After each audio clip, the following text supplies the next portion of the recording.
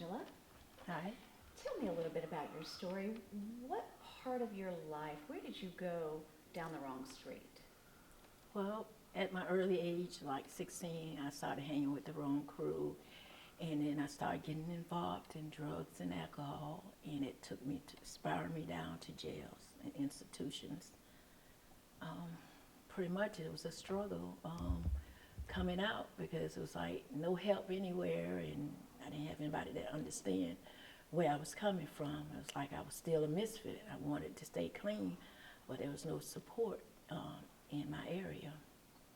And I ended up going back to jail, and I really had a desire to really stay clean and have a better life for myself. I had took my children through a lot. One for my mom. I don't know where they would be at the time. But when I was in jail this time, I met a lady. She came to do Bible study, and she spoke into my life and told, she made me feel like I was worthy, at a time when I felt like I was worthless.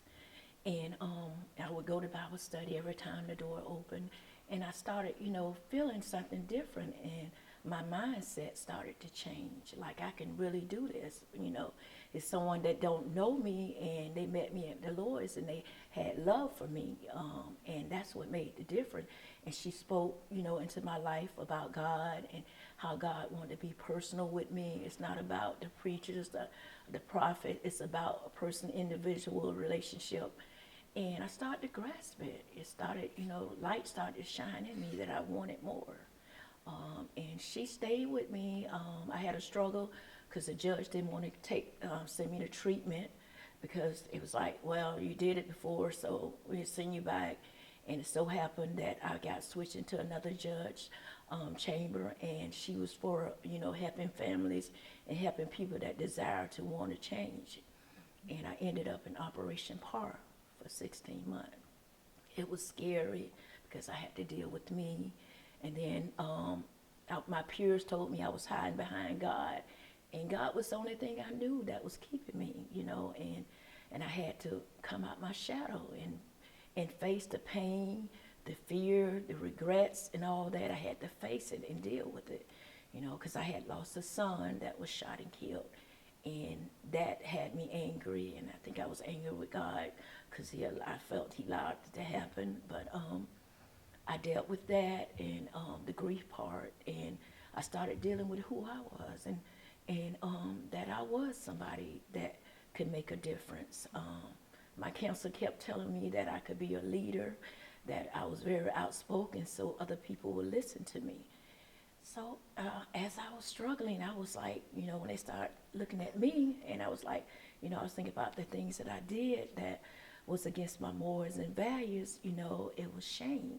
And shame tried to keep me. Shame tried to run me from the program. But my counselor, she wouldn't let go. So I think it's just having people behind you made a difference with me. Like I said, the lady that I met in jail, she continued to follow me through treatment. And when I did my 16 months, she was there for me. And I stayed over there in Clearwater for like 3 years. I had a job, and I ended up the job was transferred to somewhere else, so they let some of us go. And so I was like struggling. I had a grandbaby there. How am I going to stay over here in this city and live? I didn't want to go back to Dade City, Pasco County, because I felt like that would be my ruin. And then I ended up, eventually I had to go back. And I know God had opened doors because the lady that I got the apartment from, she knew me before. And she was like, "It's something different about you, Angela." She said, "But I'm going to let you move in this apartment. And when you get the money, you can pay." And I was like, wow, this lady going to let me. So I ended up there. And also I had another son. I struggled with death. It was like death after death. My sister died of cancer. And I just kept holding myself up because people kept saying, "You can't do it, you can't do it." And I myself felt like being back in Dade City, I couldn't do it. It wasn't nothing there. And then I tried, going to AA and NA, and it was like I just felt like a misfit still. But the program I started walking the program. They was telling me, I was powerless over what was going on in my life, my addiction and all, and that the power that that's in me could raise me above. And I started to believe it. I started walking out. I started reading books. Joel Osteen, Joyce Meyer, the book Joyce Meyer printed about for ashes, and it radiated me. Okay, yes, my life was in ashes now, but it can become beautiful now. And I started, really believing in my higher power, as the program taught me, which is God. And I, when I came back to Day City, I went to Pastor Wickerson Church, and the people there, they invited me in. I guess they didn't look at who I was or what they heard about me. They showed me love, and that meant a lot to me, and within myself, I had got the desire to want to help others too. Because I noticed that, I see people, that was there, out there struggling. Some of them died, some of them were still struggling, and, nowhere to go. And that's the hardest part. In Day City, there's no shelters there. There's no place for people to come for refuge. And that was been my biggest desire, to stay clean so I can help others to come out of it. Good for you. When we go back to your criminal history, what is your biggest regret? Do you have a regret?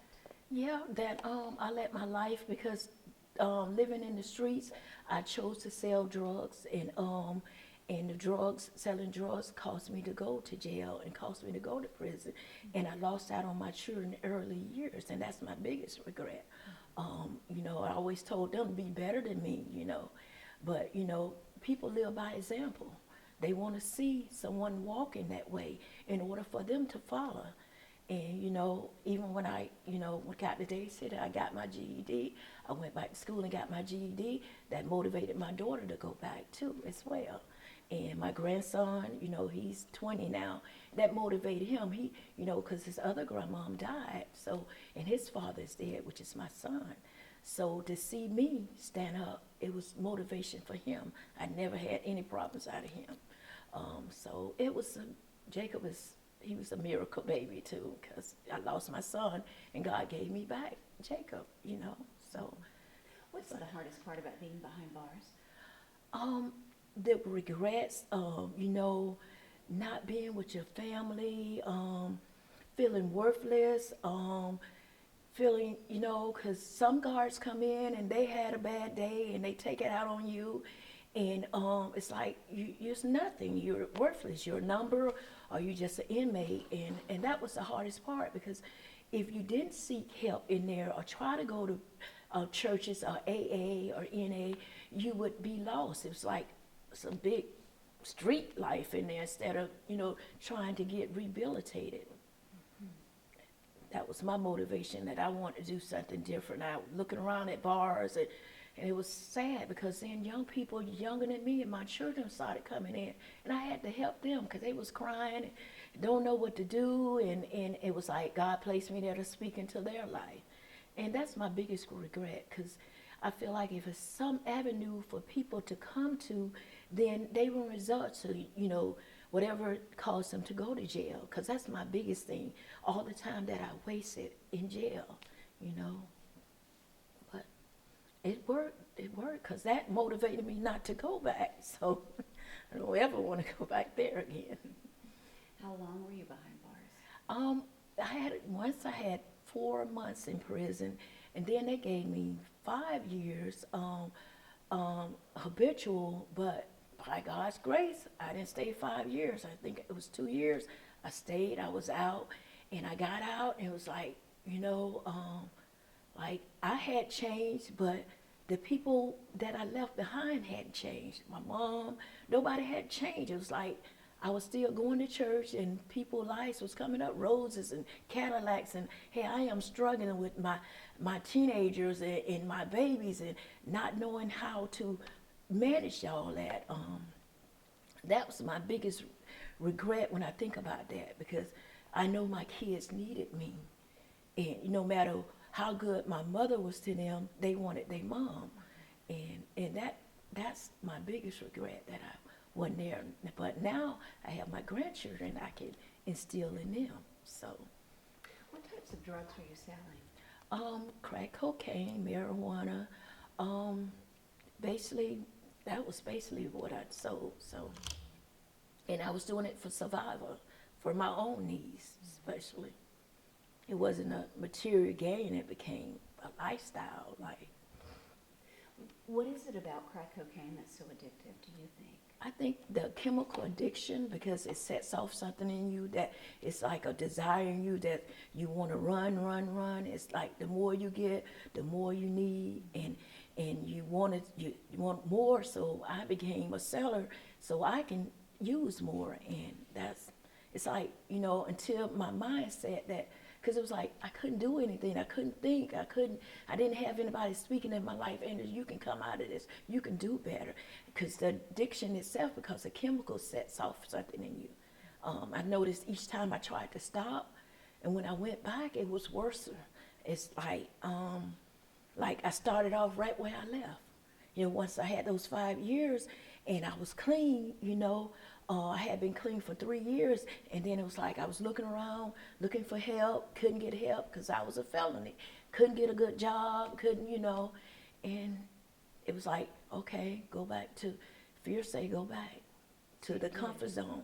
You got out of prison and you went back to selling. Yeah, selling and using. Once I started using, I started selling to support my habit. And then, you had people out there who would push it on you in order to benefit their own goods. So, For somebody who might be walking in similar shoes as you once walked, what advice would you have for them? I would tell them the most important thing in my life now is God, to seek God and surrender totally to Him. And that there's programs and there's people out now that can help you. I want to be a living inspiration to others, because I know I was at my lowest and I came out. It's 13 years that I've been clean. You talk about your lowest. What was your lowest point? Going to jail, and subjecting myself to the lifestyle that was out there in the streets. That was my lowest, because it was like no way out. You just stuck in a cell until it's time for them to do whatever they're gonna do to you, and it's like you can't see your family. And my mom was mad at me, so she wouldn't bring the children to come see me, because she always told me, do what you've been doing, you're gonna get what you've been getting. You talk about life on the street. What is life on the street like? Describe it. What was that like for you? For me, because when I first stepped out, it was strange, and then people started taking advantage, and so it's like you go into a survival mode, to be able to stand out there and to be able to support your habit or whatever you're doing out there. And you got people that think they're higher than you, but they're in the street. So you started feeling like you're nothing, and you succumb to what people think of you. And did that lead to prostitution for you? it leads to prostitution. It led to stealing, like I said, and I didn't want to prostitute, so I chose to sell drugs. And